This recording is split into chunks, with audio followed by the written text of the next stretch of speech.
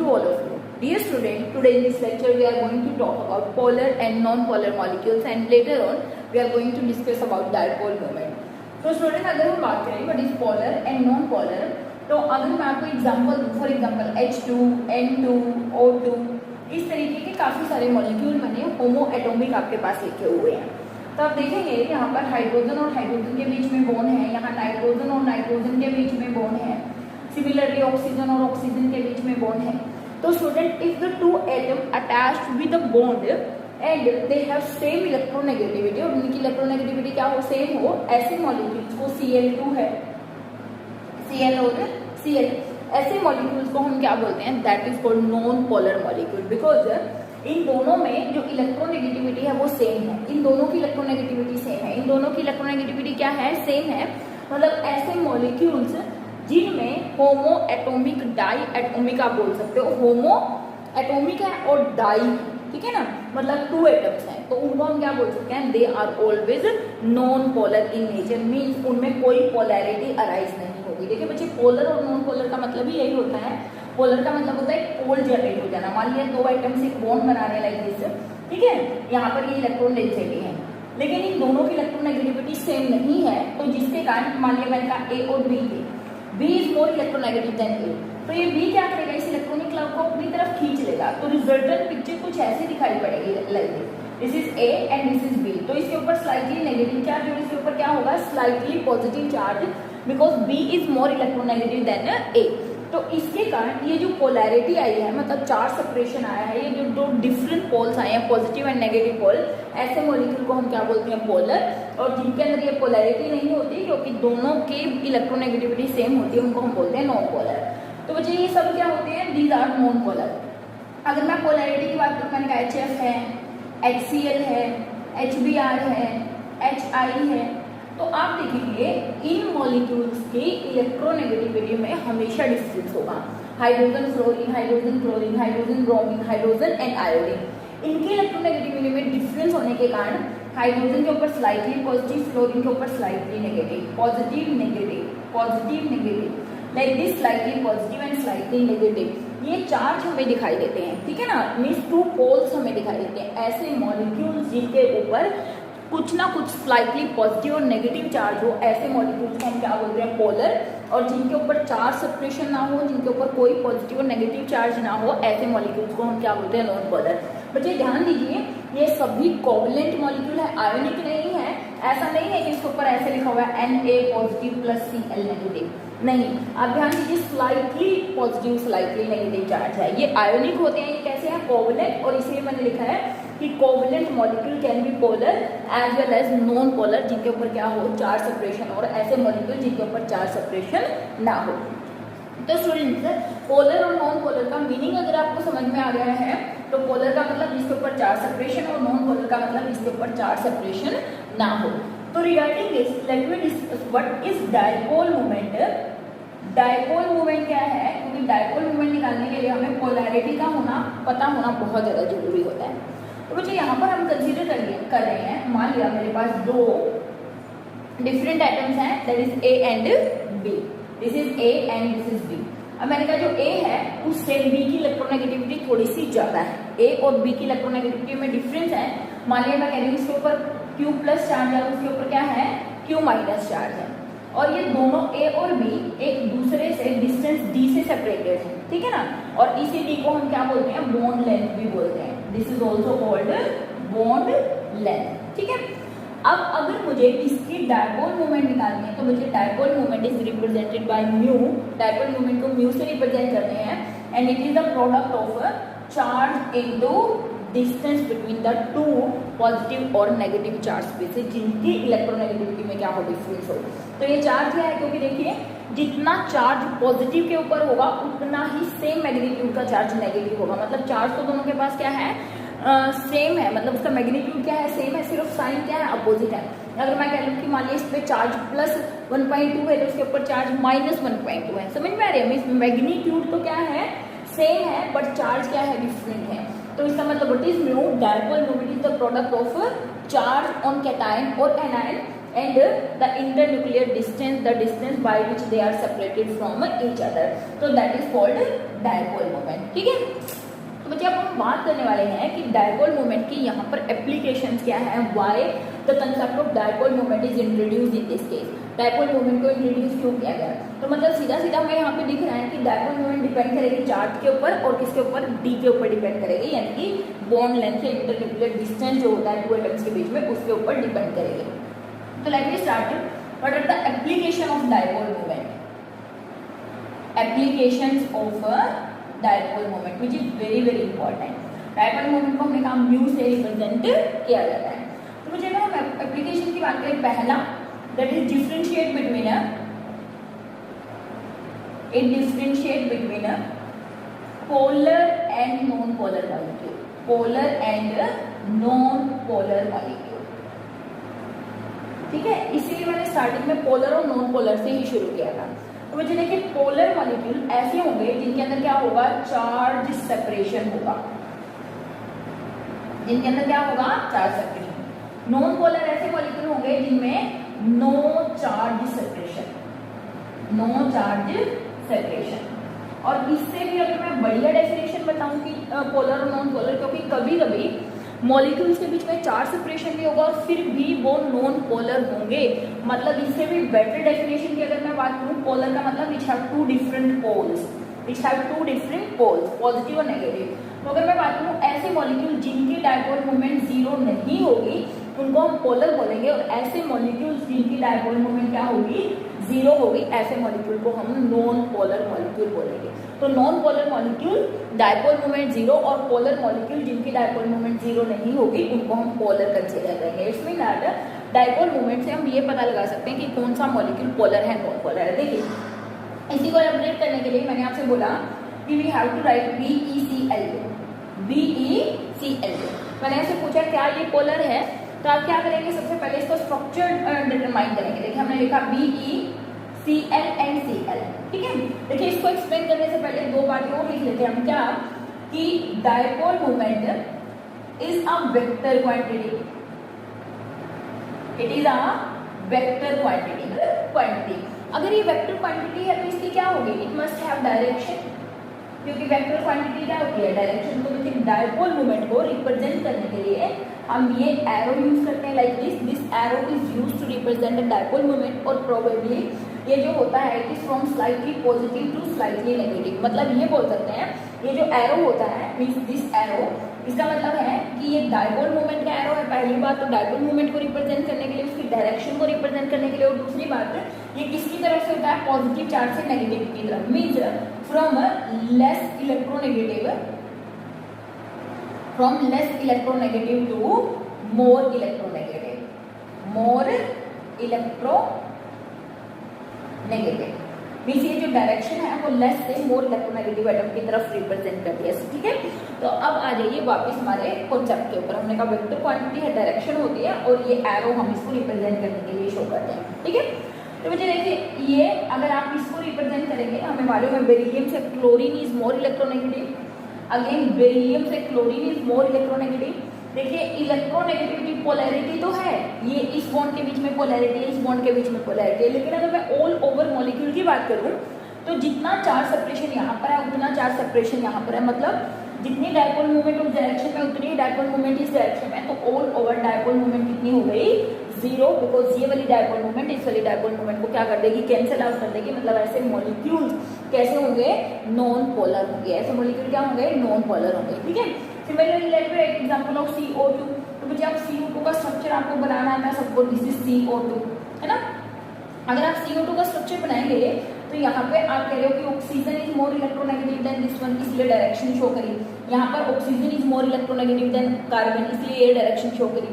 लेकिन जो पोलैरिटी यहाँ है वही पोलैरिटी यहाँ है, जो डायपोल मूवमेंट यहाँ आएगी वही डायपोल मूवमेंट यहाँ आएगी, इसलिए ऑल ओवर डायपोल मूवमेंट क्या हो गई, जीरो।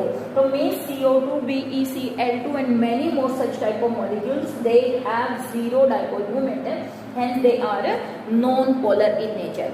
तो नॉन पोलर का मतलब सिर्फ ये नहीं होता कि चार्ज सेपरेशन से ही हम देख सकते हैं, लेकिन ना चार्ज सेपरेशन है इनके अंदर, बिल्कुल है। देखिए अगर मैं इसमें करूँगी स्लाइटली पॉजिटिव और स्लाइटली नेगेटिव, बट स्टिल इसकी डायपोल मूवमेंट क्या है, जीरो है, जबकि इसमें चार्ज सेपरेशन भी है और डायपोल मोमेंट भी जीरो है। तो चार्ज सेपरेशन तो हम सिर्फ पोलर और नॉन पोलर को डिफरेंशिएट करने के लिए कर सकते हैं, लेकिन मोर अप्रोप्रिएटली हम क्या बोल सकते हैं, if dipole moment is zero that is non polar, not equal to zero that is polar, और if dipole moment is zero that is polar in nature। तो इस तरीके से बच्चे हम क्या कर सकते हैं, we can differentiate between polar and non-polar molecule on the basis of this dipole moment, ठीक है। Then second, structure of molecules, या मैं आपसे कहूँ कि structure of molecules से आप dipole moment भी निकाल सकते हैं। देखिए बच्चे, सबसे इंपॉर्टेंट बात हमें यहाँ पे क्या ध्यान रखनी है, देखिए if any structure is symmetric, अगर कोई स्ट्रक्चर सिमेट्रिकल है मीन्स नो लोन पेयर्स, उसके ऊपर लोन पेयर्स नहीं है, and all the surrounding atom, all the surrounding atoms are same, सभी सराउंडिंग एटम सेम है, such type of molecules, such type of molecules are non polar in nature, non polar in nature because they have dipole moment equal to zero. ऐसे molecule nature में non polar होंगे और उनकी dipole moment क्या होगी, zero होगी। Remember this, मैंने कहा अगर कोई स्ट्रक्चर सिमेट्रिकल हुआ, ठीक है, मतलब उसका एक स्ट्रक्चर हुआ सिमेट्रिकल का मतलब क्या बोल रहे हैं, हम बोल रहे हैं लीनियर हुआ, ट्रायंगुलर प्लेनर हुआ, टेट्राहेड्रल हुआ, पीबीपी हुआ, ऑक्टाहेड्रल हुआ, कोई भी ऐसा मॉलिक्यूल जिसकी एक रेगुलर ज्योमेट्री हो, जो एक सिमेट्रिकल स्ट्रक्चर हो, जिसमें लोन पेयर ऑफ इलेक्ट्रॉन ना हो और जिसमें सराउंडिंग एटम सेम हो, उन सब की डायपोल मोमेंट बच्चे क्या होगी, जीरो होगी। Let me take some examples, beryllium का भी मैंने लिया है एक एग्जांपल, अगर आपको याद हो, let me take another example of BeF2। देखिए स्ट्रक्चर आप ड्रॉ किए, beryllium, fluorine and fluorine, direction direct पोलरी इस तरफ, एक अपोजिट डायरेक्शन में, एक अपोजिट डायरेक्शन में, तो डायपोल मोमेंट क्या हुई, zero. For example BF3, BCl3, ठीक है, इस तरीके के मॉलिक्यूल्स के हम एग्जांपल ले लेते हैं। तो बच्चे अगर BF3 का स्ट्रक्चर बनाएंगे तो बोरॉन, देखिए फ्लोरीन, फ्लोरीन एंड फ्लोरीन, ठीक है। तो आप देखिए डायपोल मोमेंट की डायरेक्शन रिप्रेजेंट करेंगे तो इस तरफ, यहाँ पे रिप्रेजेंट करेंगे इस तरफ, और यहाँ पे रिप्रेजेंट करेंगे तो इस तरफ। हमें मालूम है कि ये एक क्या होती है, वेक्टर क्वांटिटी है, और वेक्टर क्वांटिटी क्या करती है, सम अप हो जाती है ना, या फिर सब्सट्रैक्ट हो जाती है। तो इन दोनों का वेक्टर देखिए, एक इस डायरेक्शन में जा रही है, एक इस डायरेक्शन में, तो इनका जो रिजल्टेंट होगा वो बच्चे किस डायरेक्शन में होगा, इस डायरेक्शन में। तो इन दोनों का रिजल्टेंट इस डायरेक्शन में और एक ऊपर की तरफ है, एक ऊपर की तरफ डायपोल है, एक नीचे की तरफ डायपोल है। तो ऐसे मॉलिक्यूल की डायपोल मोमेंट आपस में कैंसिल आउट हो जाएगी, इसलिए डायपोल मोमेंट क्या हुई, जीरो। क्यों, क्योंकि ये सिमेट्रिकल स्ट्रक्चर है। तो याद रखने के लिए मैं आपको बता रही हूँ कि स्ट्रक्चर को डिटरमाइन किया जा सकता है कि अगर कोई मॉलिक्यूल जिसकी डायपोल मोमेंट इस तरीके से हमने निकाल दी तो वो क्या होगा, सिमेट्रिकल तो हमें दिख ही रहा है कि सिमेट्रिकल स्ट्रक्चर है, लेकिन उसकी डायपोल मोमेंट भी कितनी होगी, जीरो होगी, ठीक है। आप you can take example of CCl4, carbon tetrachloride. तो आपने बनाया Cl and Cl, regular structure है। देखिए इसकी डायपोल इधर है, इसकी डायपोल इधर है, इसकी डायपोल इधर है और इसकी डायपोल इधर है। तो this is a tetrahedral structure. तो आप टेट्राहेड्रल को देखेंगे, एक बॉन्ड यहाँ पर है, एक बॉन्ड यहाँ पर है, एक बॉन्ड उधर आपकी तरफ है, एक बॉन्ड पीछे की तरफ है। मतलब टेट्राहेड्रल अगर आप कोई भी स्ट्रक्चर 3 डायमेंशनली विजुअलाइज करते हैं तो आप देखते हैं कि ये कोई भी दो बॉन्ड बोर्ड पे है और इनमें से एक क्लोरीन हमारी तरफ और एक क्लोरीन क्या है, पीछे की तरफ है। तो इसका मतलब आप ये बोल सकते हो कि ये दोनों, अगर मैं कह दूं इन दोनों की रिजल्टेंट इस डायरेक्शन में है और इन दोनों की रिजल्टेंट इस डायरेक्शन में है। वैसे तो मैं 3 डायमेंशनल अगर आप सोच के देखिए एक बॉन्ड तो हमने कहा क्या है, इधर ऊपर है, ठीक है, एक बॉन्ड इधर है। तो इन दोनों की रिजल्टेंट क्या हुई, इन दोनों की रिजल्टेंट हुई इस डायरेक्शन में, और ये दोनों जो है एक कहाँ है, इस तरफ है और एक इस तरफ है। तो इन दोनों की रिजल्टेंट हमने कहा इस तरफ में। तो ऐसे मॉलिक्यूल की डायपोल मोमेंट भी क्या होगी, जीरो, रेगुलर स्ट्रक्चर है।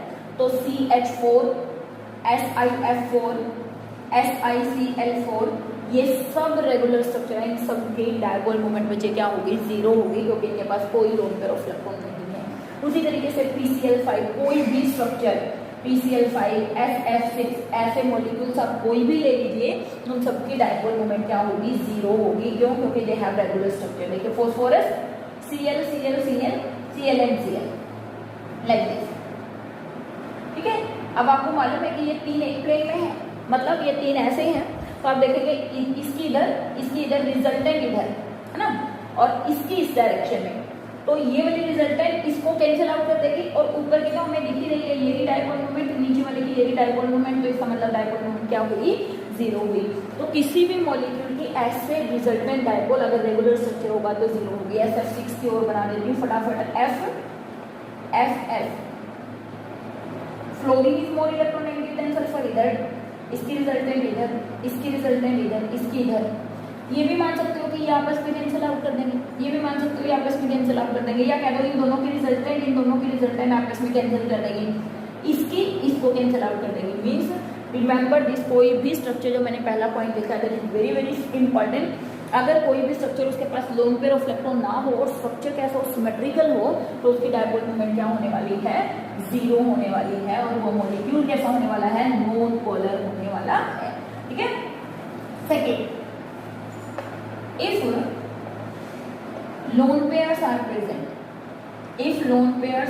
present, dipole moment is not zero। मतलब लोन पेयर हो गई तो सीधी सी बात है स्ट्रक्चर सिमेट्रिकल रहा नहीं, अगर स्ट्रक्चर सिमेट्रिकल नहीं है तो डायपोल मोमेंट भी जीरो नहीं होगी।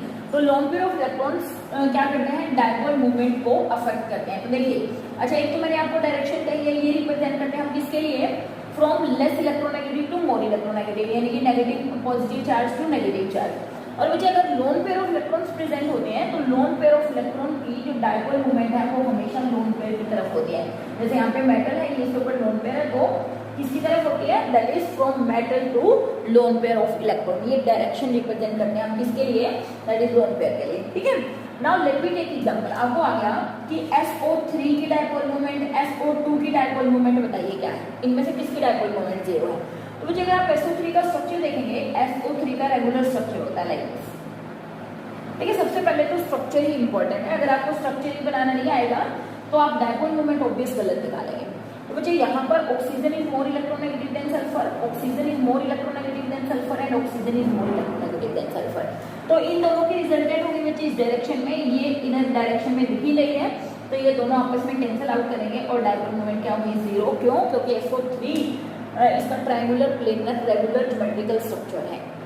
लेकिन if you talk about SO2 का स्ट्रक्चर अगर आपको याद है तो बच्चे SO2 का स्ट्रक्चर ऐसे बनता है, सल्फर बेंड स्ट्रक्चर होता है, डबल बॉन्ड O और लोन पेयर ऑफ इलेक्ट्रॉन। आप निकाल के भी देख सकते हैं, देखिए सल्फर हो गया 6 प्लस सराउंडिंग दोनों वैलेंस 0 बाई में 2 यानी कि 3 है ना, यही करते हैं ना। सेंट्रल एटम जो होता है उसकी वैलेंशन में कितने इलेक्ट्रॉन होते हैं, प्लस सराउंडिंग में मोनोवैलेंट एटम कितने, लेकिन ऑक्सीजन डाइवैलेंट है इसलिए मैंने 0 लिखा, डिवाइडेड बाई में 2 3। तो x की वैल्यू अगर 3 आई, आप इसमें से चेक करिए, दो बॉन्ड पेयर है, क्यों? क्योंकि दो ही ऑक्सीजन है सराउंडिंग, इसका मतलब एक क्या होगा, लोन पेयर। और हमने कहा था कि ऑक्सीजन जब भी होता है तो डबल बॉन्ड बनाता है जो इसके एक्टिव स्ट्रक्चर होते हैं, तो इसीलिए स्ट्रक्चर कैसा हुआ, बेंड। तो मुझे आप देखिए, अगर मुझे direction of dipole moment show करनी है, ये है, इधर ये है और इस तरफ ये है, तो आप चेक करिए इन दोनों की रिजल्टेंट आएगी इस डायरेक्शन में और इसकी रिजल्टेंट आएगी इस डायरेक्शन में। लेकिन क्या FO की रिजल्टेंट F और लोन पेयर की रिजल्टेंट के बराबर हो सकती है? डेफिनेटली नहीं होगी। मतलब इन दोनों का जो रिजल्टेंट रिजल्ट आएगा, मतलब कंबाइंड रिजल्ट आएगा, वो आपस में इनको कैंसिल आउट कभी नहीं कर सकते। मतलब इस मॉलिक्यूल की dipole moment is not equal to 0। Means SO2 कैसा है, it is polar in nature और it is non polar in nature. ठीक है, ये पोलर है और ये कैसा है, नॉन पोलर है नेचर में। तो इस चीज को ध्यान रखना है कि अगर लोन पेयर ऑफ इलेक्ट्रॉन्स हुए तो डायपोल मोमेंट क्या हो जाएगी, 0। वैसे तो ये बात हमेशा के लिए सही नहीं है, मैं ये नहीं कह सकती कि 100% हर केस पे ये बात एप्लीकेबल होगी। कहीं कहीं ऐसा भी होगा कि लोन पेयर ऑफ इलेक्ट्रॉन्स भी प्रेजेंट है फिर भी डायपोल मोमेंट 0 होती है। तो इसी तरीके से देखिए, you can take example of ammonia NH3 का आप एग्जांपल ले सकते हैं। हमने कहा कि यहाँ पर होते हैं लोन पेयर, ये hydrogen hydrogen and hydrogen.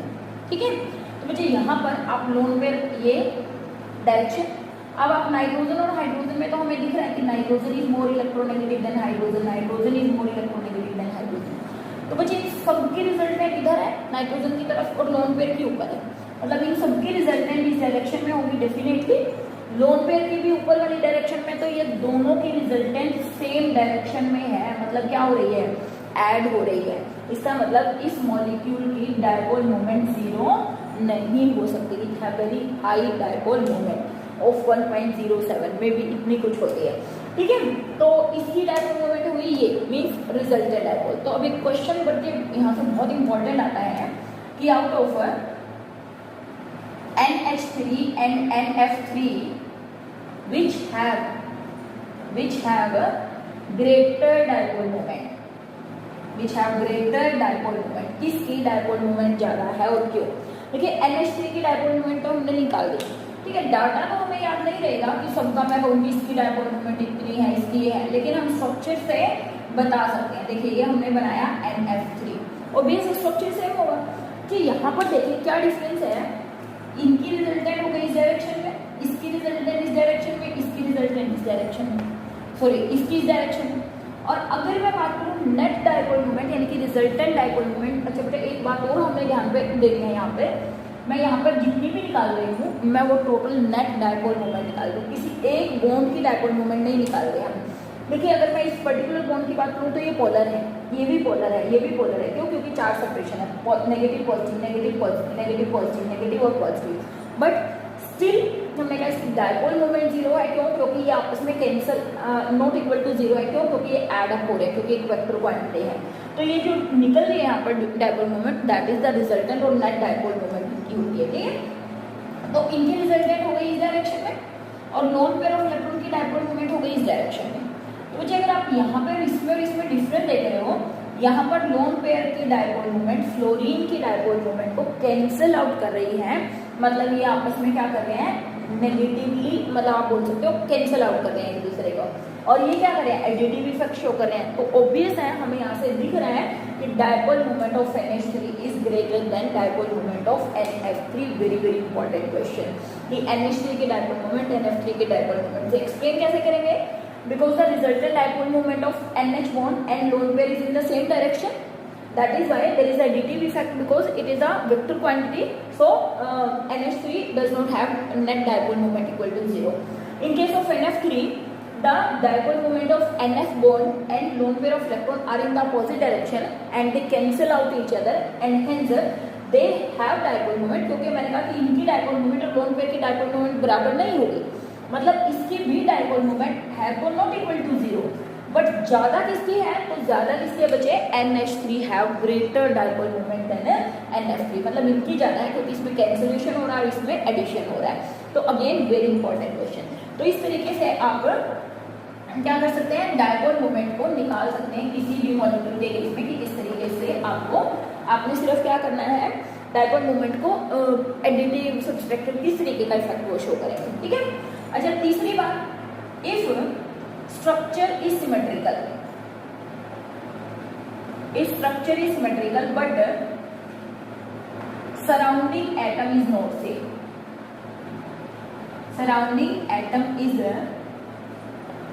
Same, ठीक है, उस केस में भी dipole moment is not equal to zero, उस केस में भी डायपोल मोमेंट जीरो के बराबर नहीं होगी। जैसे आपसे बोल दिया CHCl3 CH3Cl CH3Cl2 CH3F, इस तरीके से कोई भी मॉलिक्यूल हमारा लिख दिया गया है, लेकिन यहाँ पर बच्चे देखिए सराउंडिंग एटम जो है सभी के सभी सेम नहीं है। जैसे मैं इसका स्ट्रक्चर बनाऊं तो मैंने कहा कि CH H और Cl, तो मुझे अगर मैं यहाँ पे पहले मैं बात करी थी कि अगर हम यहाँ पे डायरेक्शन ऑफ बॉन्ड को रिप्रेजेंट करें तो कार्बन और हाइड्रोजन में कार्बन की इलेक्ट्रोनेगेटिविटी जो होती है वो तो वहाँ पे हमने आई थिंक मैंने वहाँ पे एरो की डायरेक्शन में भी कुछ देख लेना एक बच्चा कि लेस टू मोर ना कर दियो, लेकिन बच्चे यहाँ पर आप चेक करिए कि जो कार्बन होती है उसकी इलेक्ट्रोनेगेटिविटी होती है 2.5 और हाइड्रोजन की इलेक्ट्रोनेगेटिविटी होती है 2.1। मतलब प्रोबेबली हम ये मान के चलते हैं कि कार्बन और हाइड्रोजन से जो स्पीसीज कंटेन होकर मिलती है, जिसको हम हाइड्रोकार्बन बोलते हैं, जैसे CH4, उसको हम नॉन पोलर बोलते हैं, क्योंकि कार्बन और हाइड्रोजन में कोई खास इलेक्ट्रोनेगेटिविटी डिफरेंस नहीं होता। लेकिन फिर भी अगर मैं बात करूँ, यहाँ पे ये इधर डायपोल, इधर डायपोल, इधर, लेकिन इस तरफ इनकी डायपोल क्या है, इस डायरेक्शन में। तो इसका मतलब कहूँ कि मैं इनकी रिजल्टेंट और इनकी रिजल्टेंट, इसकी रिजल्टेंट को कैंसिल आउट या इसकी डायपोल मोमेंट को कैंसिल आउट नहीं कर सकती। तो ऐसे मॉलिक्यूल के लिए डायपोल मोमेंट कभी भी जीरो नहीं हो सकती। तो अगर सराउंडिंग एटम सेम नहीं है तो ऐसे मॉलिक्यूल की डायपोल मोमेंट कभी भी जीरो नहीं हो सकती है। ठीक है, तो ये बात हमने ध्यान रखनी है कि स्ट्रक्चर बेशक सिमेट्रिकल हो, लेकिन सराउंडिंग एटम भी क्या होने चाहिए, सेम होने चाहिए, किसके लिए, डायपोल मोमेंट को सेम होने के लिए। तो इस तरीके से कोई भी आपको आ जाए इन एनी केस, तो आप वहाँ पे आइडेंटिफाई कर लीजिएगा कि why it does not have dipole moment equal to zero. ठीक है, नाउ एक बात और मैं यहाँ पे एक्सेप्शन मान सकते हो, दैट इज नॉट एक्सेप्शन, मतलब वो तो स्ट्रक्चर पे डिपेंड करेगा कि sometimes lone pairs are also present, but still molecules have zero dipole moment। देखिए, हमने बात करी थी कि अगर लोन पेयर ऑफ इलेक्ट्रॉन होंगे और स्ट्रक्चर जो होगा वो सिमेट्रिकल तो रहेगा नहीं, इसका मतलब उसकी डायपोल मोमेंट क्या होगी, जीरो नहीं होगी। लेकिन मैंने यहाँ पे लिखा है कि जीरो डायपोल मोमेंट होगी। जैसे मैं आपसे एग्जांपल दूं, XeF2। अगर आपसे कोई पूछ ले कि क्या इसकी डायपोल मोमेंट जीरो है, तो आप बच्चे इसका स्ट्रक्चर अगर बनाएंगे तो आप देखिए, जिनोन की वैलेंस शेल में 8 इलेक्ट्रॉन, 2 सराउंडिंग, डिवाइडेड बाय में 2, 8/2 यानी कि 10/2 मीन्स कितना हो गया, 5। अगर 5 है तो स्ट्रक्चर है TBP और उसमें से 3 लोन पेयर, 5 में से 3 लोन पेयर्स, पीछे वाला कॉन्सेप्ट आपको थोड़ा सा याद रखना पड़ेगा, 2 क्या हुए, bond pairs. Okay, surrounding atom 2 है। तो अगर आपको याद हो, इसका स्ट्रक्चर भी मैंने बनवाया था, लोन पेयर, ये हो गया हमारा फ्लोरीन और ये हो गया हमारा दूसरा फ्लोरीन। तो बच्चे यहाँ पर आप देखिए, इसकी डायरेक्शन इधर, इसकी डायरेक्शन इधर, इन दोनों की रिजल्टेंट इधर। ठीक है, इस लोन पेयर की इधर, फ्लोरीन की इधर, इस फ्लोरीन की इधर। तो ये फ्लोरीन इसको कैंसिल आउट कर देगा, ये रिजल्टेंट इस रिजल्टेंट को इसको कैंसिल आउट कर देगी। तो ऑल ओवर मॉलिक्यूल की डायपोल मोमेंट क्या होगी, जीरो होगी। मीन्स समटाइम्स हमें स्ट्रक्चर को देखकर भी डायपोल मोमेंट को एनालाइज करना पड़ेगा। ऐसा नहीं है कि हम हमेशा ये कह देंगे कि अगर लोन पेयर होंगे तो डायपोल मोमेंट क्या होगी, जीरो होगी, नहीं होगी। तो ऐसे भी केसेस हैं। ठीक है, ऐसे ही अगर आप और एग्जाम्पल ले लीजिए, जैसे मैंने करिए XeF4 का एग्जाम्पल ले लीजिए। XeF4 तो वही 8 वैलेंस शेल में प्लस 4 सराउंडिंग बाय में 2 यानी कि 6। अगर 6 है तो स्ट्रक्चर कैसा हुआ, ऑक्टाहेड्रल, और उसमें से भी 6 में से 4 तो हमारे पास बॉन्ड पेयर, इसका मतलब 2 लोन पेयर, यानी कि अगर आप स्ट्रक्चर बनाएंगे कुछ ऐसा बनेगा, फ्लोरीन फ्लोरीन फ्लोरीन फ्लोरीन, यहाँ पे लोन पेयर और यहाँ पे लोन पेयर। तो लोन पेयर की तो बाहर की डायरेक्शन होती है, ये रही, ये इसको कैंसिल आउट कर रहा है, ये रही इसकी डायरेक्शन, ये इनकी रिजल्टेंट, और ये इनकी डायरेक्शन और ये इनकी रिजल्टेंट। तो ये आपस में कैंसिल, ये आपस में कैंसिल, इसलिए डायपोल मोमेंट क्या होगी, that is equal to zero. तो there are number of examples जहां पर लोन पेयर ऑफ इलेक्ट्रॉन होते हुए भी डायपोल मोमेंट किसके बराबर होगी, जीरो के बराबर होगी। तो बच्चों को किस पे डिपेंड करेगा, स्ट्रक्चर पे डिपेंड करेगा। ठीक है, तो इस तरीके से आप डिफरेंट मॉलिक्यूल की डायपोल मोमेंट एक इंपॉर्टेंट टॉपिक है और यहाँ से काफी सारे क्वेश्चंस भी पूछे जाते हैं कॉम्पिटिशन के अंदर। ठीक है, तो बच्चे अगर हम बात करें next, that is differentiate between, it is used to differentiate between that is cis and trans molecules, cis and trans molecule। तो बच्चे पहले तो cis और trans ही हमें पता होना चाहिए कि what is cis and trans। तो बच्चे cis और trans को यूजुअली तो हम ऑर्गेनिक के अंदर हम यूज करते हैं। cis और trans molecules बनाने के लिए कुछ कंडीशंस होती हैं which we have to follow, कि cis मॉलिक्यूल क्या होते हैं, ट्रांस क्या होते हैं। देखिए, सिस और ट्रांस बनाने के लिए पहली बात तो कार्बन और कार्बन के बीच में क्या होना चाहिए, डबल बॉन्ड होना चाहिए। क्या होना चाहिए, they must have double bond between that.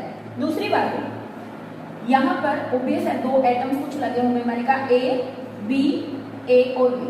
दूसरी कंडीशन है कि इस कार्बन पर लगे हुए ये 2 एटम्स क्या होने चाहिए, डिफरेंट होने चाहिए।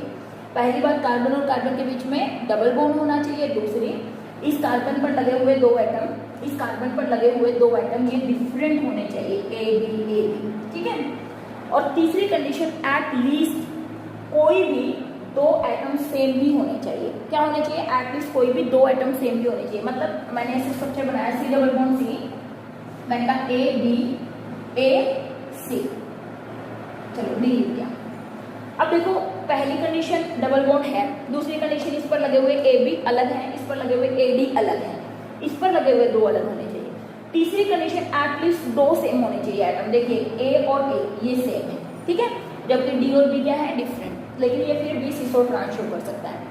अगर अब ध्यान से देखिए, सिस का मतलब होता है अगर two same atom same side में हो, जैसे ए सेम साइड में है, बी सेम साइड में, तो इसको हम क्या बोलेंगे? दिस इज कॉल्ड सिस।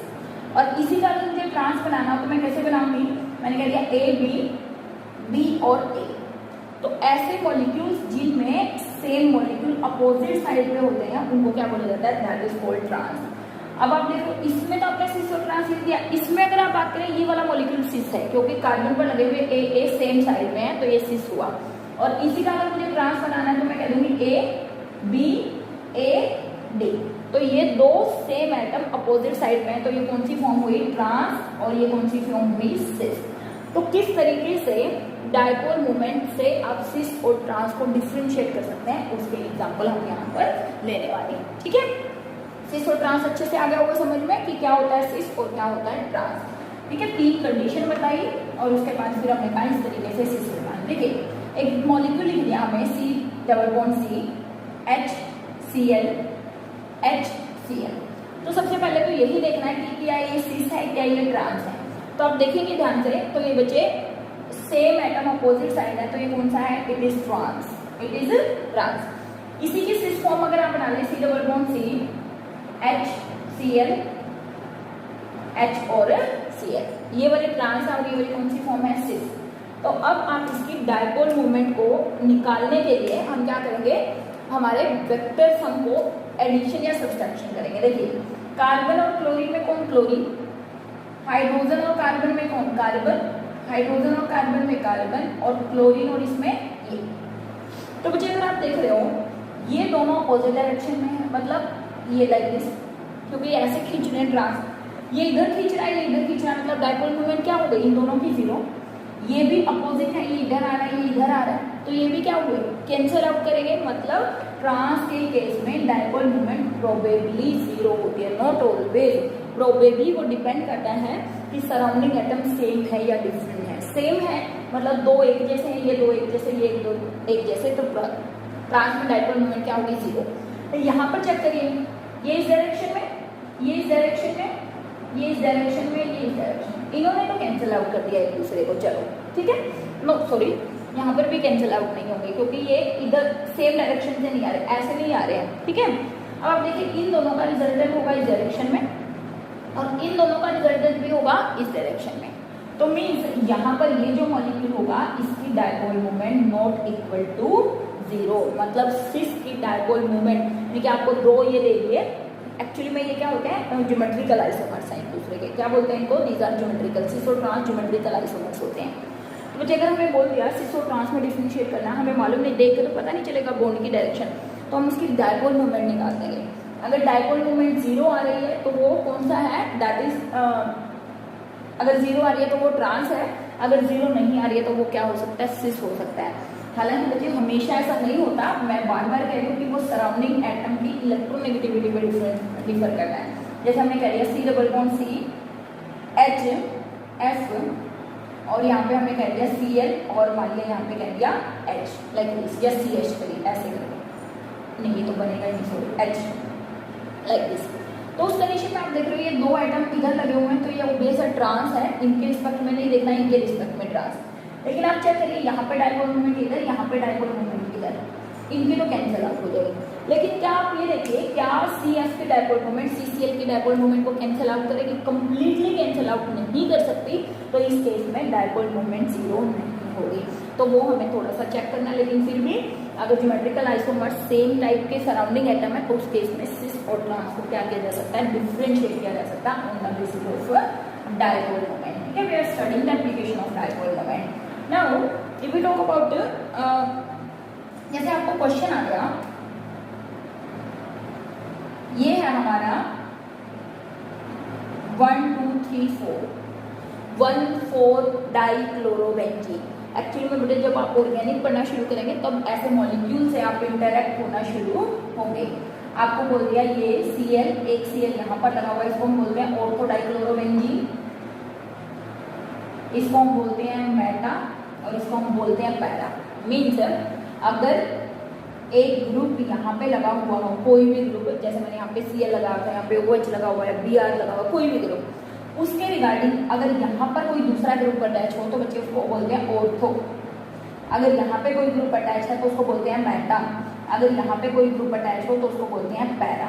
तो जब हम ऑर्गेनिक पढ़ेंगे या जब हम ऑर्गेनिक पढ़ना शुरू करेंगे तब हम इनको ज़्यादा क्लैरिटी से समझ पाएंगे। ऑर्थो, मेटा और पैरा है तो ये भी क्या एक दूसरे के आइसोमर्स ही हैं। क्यों? क्योंकि सेम मोलिकुलर फॉर्मूला, बस डिफरेंट अरेंजमेंट ऑफ एटम्स है। 10th क्लास में पढ़ के आए कि आइसोमर्स क्या होते हैं, ऐसे कंपाउंड जिनका मोलिकुलर फॉर्मूला सेम हो बट अरेंजमेंट ऑफ एटम क्या हो, डिफरेंट हो, उनको हम क्या बोलते हैं, स्ट्रक्चरल आइसोमर्स बोलते हैं। तो ये एक प्रकार से क्या है, आइसोमर ही है, सिर्फ पोजीशन बदली हुई है। यहाँ से क्लोरीन उठा के यहाँ रख दिया, यहाँ से उठा के यहाँ रख दिया। अब आपसे पूछ लिया कि ऐसे मॉलिक्यूल्स की आप डाइपोल मोमेंट बताइए। तो बच्चे अगर मैं ऐसे मॉलिक्यूल की सबसे पहले एक और इम्पोर्टेंट प्रॉपर्टी बताऊं तो ये सब मॉलिक्यूल्स प्लेनर होते हैं। क्या कंडीशन बताई मैंने कि ऑर्गेनिक मॉलिक्यूल्स, तो बच्चे ये ऑर्गेनिक जो मॉलिक्यूल्स होते हैं they are planar in nature. Planar का मतलब होता है अगर हाइब्रिडाइजेशन क्या हो बच्चे, sp2। प्लेनर का मतलब होता है हाइब्रिडाइजेशन sp2। देखिए अगर मैं आपसे स्ट्रक्चर ड्रॉ करके दिखाऊं, मैंने कहा कार्बन कार्बन, ये सब कार्बन है, दिस इज ऑल्सो कार्बन, यहाँ पे और यहाँ पे डबल बॉन्ड है, यहाँ पे हाइड्रोजन, यहाँ पे क्लोरीन, क्योंकि ऑब्वियस है, अंडरस्टूड है कि यहाँ पर हाइड्रोजन लगा हुआ, अदरवाइज तो कार्बन की मतलब वैलेंसी पूरी नहीं होगी। तो यहाँ पे बहुत आसानी से आप सिग्मा और पाई बॉन्ड काउंट कर सकते हैं। देखिए सिग्मा सिग्मा सिग्मा, एक बॉन्ड पाई, क्योंकि डबल बॉन्ड में एक बॉन्ड सिग्मा और एक पाई होता है। सिमिलरली यहाँ पे पाई, ये सिग्मा सिग्मा और सिग्मा। तो हमें मालूम है हर एक कार्बन के 3 सिग्मा बॉन्ड काउंट होंगे। 3 सिग्मा बॉन्ड का मतलब होता है sp2 हाइब्रिडाइजेशन, और sp2 हाइब्रिडाइजेशन का मतलब होता है प्लेनर स्ट्रक्चर, और प्लेनर का मतलब होता है एक प्लेन में होना।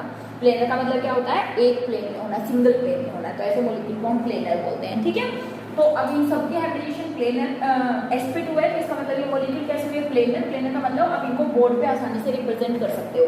अगर ये प्लेनर नहीं होते तो उस कंडीशन में हम इसको क्या बोलते हैं कि हाइब्रिडाइजेशन बोर्ड पे नहीं रिप्रेजेंट कर सकते थे। कुछ बॉन्ड आपकी तरफ होते, कुछ बोर्ड के पीछे होते, कुछ बोर्ड पे होते, लेकिन यहाँ पर रिप्रेजेंट कर सकते हैं। तो देखिए बेटे इस मॉलिक्यूल को आप देखिए, इसकी डाइपोल मोमेंट इस डायरेक्शन में, इसकी डाइपोल मोमेंट इस डायरेक्शन में, इसकी इधर, इसकी इधर, इसकी इधर और इसकी इधर। अब आप यहाँ पे चेक करिए, देखिए इनके बीच में कितने का एंगल है, 180 का। तो ये डायरेक्टली एक दूसरे को कैंसिल आउट कर रहे हैं, तो डाइपोल मोमेंट क्या हुई, 0। देखिए मैंने अभी आपको बताया कि ये क्या हुआ, अगर यहाँ पे कोई ग्रुप और यहाँ पे कोई ग्रुप लगा हुआ है तो इसको हम क्या बोलते हैं, ऑर्थो। यहाँ पे जो लगा हुआ है इसको क्या बोलते हैं, इसको बोलते हैं ऑर्थो। और यहाँ पे अगर लगा हुआ है तो इसको क्या बोलते हैं, पैरा। यहाँ पे इसको लगा हुआ है तो इसको क्या बोलते हैं, पैरा, इसको ऑर्थो और इसको मेटा। तो यहाँ पर देखिए बच्चे इन दोनों के बीच में कितने का एंगल बना हुआ है, 60 डिग्री का। अगर यहाँ पे चेक करें, यहाँ पर कितना एंगल बना हुआ है, 120 का। क्यों? क्योंकि ये टोटल कितना है, 180 का एंगल है इन दोनों के बीच में। तो 180 है तो ये 60, 120 और ये कितना हो गया, 180 का एंगल। बच्चे वैसे तो यहाँ पे इन दोनों का रिजल्टेंट है ये, इन दोनों का रिजल्टेंट कुछ इस डायरेक्शन में होगा। तो आप वैसे भी देख सकते हैं कि इसकी डाइपोल मोमेंट इसकी डाइपोल मोमेंट से क्या होगी, कम होगी। लेकिन फिर भी मैथमेटिकली डाइपोल मोमेंट को रिप्रेजेंट करने के लिए आप फिजिक्स में भी एक फॉर्मूला पढ़ते हैं, क्या, μ1 square plus μ2 square plus 2 μ1 μ2 cos theta. तो मुझे अगर मैं यहाँ पे बात करूँ cos थीटा यहाँ पर है 60, cos थीटा की वैल्यू 1/2 होती है पॉजिटिव, और cos 120 की होती है -1/2। तो जब आप यहाँ से कैलकुलेट करेंगे तो आपको ऑब्वियस है यहाँ पे कुछ ना कुछ क्वांटिटी आपको माइनस करनी पड़ेगी, और यहाँ पे वही क्वांटिटी प्लस में यहाँ मल्टीप्लाई करके, तो ये क्वांटिटी यहाँ पर माइनस हो जाएगी। तो इसलिए इसकी डाइपोल मोमेंट कम होती है। तो सबसे ज्यादा होती है ऑर्थो की, फिर होती है इसकी, और पैरा की डाइपोल मोमेंट क्या होती है, 0। तो इस तरीके से आप ऑर्थो, मेटा और पैरा को भी डिफरेंशिएट कर सकते हैं on the basis of dipole moment by using this formula. ठीक है, तो स्टूडेंट अगर आपसे एक क्वेश्चन और पूछ लिया जाए इस तरीके से, लेफ्ट टू राइट फटाफट एक क्वेश्चन और करते हैं। यहाँ पर ये OH है, OH, ठीक है, ऐसे क्वेश्चन आ गए कि यहाँ पर CN है, ये CN, और आपसे पूछ लिया क्या इनकी डाइपोल मोमेंट भी 0 है। हम देखेंगे कि ये तो पैरा है, ये पैरा है, तो डाइपोल मोमेंट 0, पीछे ऐसा नहीं होता। तो यहाँ पर आप देखिए मैंने स्ट्रक्चर बनाए OH और OH। देखिए इस वाले बॉन्ड की डेफिनेटली हमें दिख रही है कि इस डायरेक्शन में है, इसकी इस डायरेक्शन में है, बट आप रिमेंबर दिस कि यहाँ पर ऑक्सीजन के पास क्या है, लोन पेयर ऑफ इलेक्ट्रॉन्स भी प्रेजेंट है। तो बच्चे यहाँ पर भी कुछ ना कुछ डायपोल मोमेंट होगी, यहाँ पर भी क्या होगी, कुछ ना कुछ डायपोल मोमेंट होगी। तो ये वाला जो स्ट्रक्चर होता है वो ऐसे डायरेक्ट प्लेन में नहीं होता है, यानी कि यहाँ पर ये वाला जो स्ट्रक्चर है, क्योंकि अगर आप यहाँ पे इस ऑक्सीजन की हाइब्रिडेशन काउंट करेंगे तो sp3 आपको देखने को मिलेगी, क्योंकि लोन पेयर बॉन्ड पेयर, तो लोन पेयर भी हाइब्रिडेशन में काउंट होते हैं। तो 4 हो गए, 4 बॉन्ड का मतलब sp3, और sp3 है तो इसका मतलब टेट्राहेड्रल स्ट्रक्चर है ना, मतलब, और उसमें भी 2 लोन पेयर है तो बेंड स्ट्रक्चर है। तो वो बेंड स्ट्रक्चर होने की वजह से ये स्ट्रक्चर सिमेट्रिकल नहीं रहा, तो ऐसे मॉलिक्यूल की डायपोल मोमेंट 0 नहीं होगी। लेकिन यहाँ पर अगर आप देखेंगे C ट्रिपल बॉन्ड N और इसका स्ट्रक्चर होता है C ट्रिपल बॉन्ड N, तो बच्चे यहाँ पर ये जो स्ट्रक्चर होता है इसकी डायपोल मोमेंट इधर और इसकी डायपोल मोमेंट इधर होती है। इसके बीच में तो है ही नहीं क्योंकि C बॉन्ड है, लेकिन इस C के N लगा हुआ तो इसकी डायपोल मोमेंट होगी CN की डायपोल मोमेंट। तो ये क्या है, इस डायरेक्शन में, और ये क्या है, इस डायरेक्शन में, तो ये दोनों ही अपोजिट डायरेक्शन में है, तो इसकी डायपोल मोमेंट क्या होगी, 0 होगी। इसकी डायपोल मोमेंट क्या होगी, 0। तो इसकी 0 है, इसकी 0 है, ये पैरा है, ये भी पैरा है, बट इसकी डायपोल मोमेंट 0 नहीं है। तो व्हाइल ड्राइंग द स्ट्रक्चर या while finding the dipole moment हमें ये सब चीजें क्या रखनी है, ध्यान में रखनी है। तो मतलब हमने कहा कि आप क्या निकाल सकते हो, सिस ट्रांस को डिफरेंशिएट कर सकते हो, ऑर्थोमेटा पैरा आइसोमर्स को डिफरेंशिएट कर सकते हो। हमने कहा सिमेट्री बता सकते हो, स्ट्रक्चर कैसा है, स्ट्रक्चर सिमेट्रिकल है कि नहीं है, डायपोल मोमेंट से अगर 0 है तो स्ट्रक्चर सिमेट्रिकल है, अगर 0 नहीं है तो क्या है, सिमेट्रिकल नहीं हो सकता है ना। और एक लास्ट पॉइंट और हम यहाँ पे कैलकुलेट करते हैं which is very very important. Actually में डायपोल मोमेंट आई तो इसी के कारण थी, to calculate percentage ionic character, to calculate percentage ionic character in a covalent molecule, in covalent molecule। तो इसके लिए covalent molecule में परसेंटेज आयोनिक कैरेक्टर अगर हमें निकालनी है, म्यू परसेंटेज, तो उसके लिए हमारे पास एक फॉर्मूला होता है, वो क्या, म्यू ऑब्जर्व है, यानी कि जो आपको क्वेश्चन में गिवन होगी म्यू आयोनिक जो आपने कैलकुलेट की है मल्टीप्लाई बाय में 100। तो इस तरीके से आप क्या कर सकते हो, percentage ionic character in covalent molecule define कर सकते हो। ऑब्जर्व जो आपको दी है, म्यू आयोनिक जो आपने कैलकुलेट करी है Q इंटू डी से मल्टीप्लाई बाय में 100। तो क्योंकि हमने कहा कि Q म्यू निकालने का क्या फॉर्मूला होता है, Q इंटू डी। तो इस तरीके से आप बच्चे क्या बता सकते हैं, डायपोल मोमेंट। एक बात और यहाँ पर बताना चाहूंगी, क्योंकि Q और D दोनों ही डायपोल मोमेंट को डिफाइन करते हैं। अगर कोई स्ट्रक्चर ऐसा है, जैसे मैंने कहा HF, HCl, HBr like this, ये आ गया आपको, ठीक है।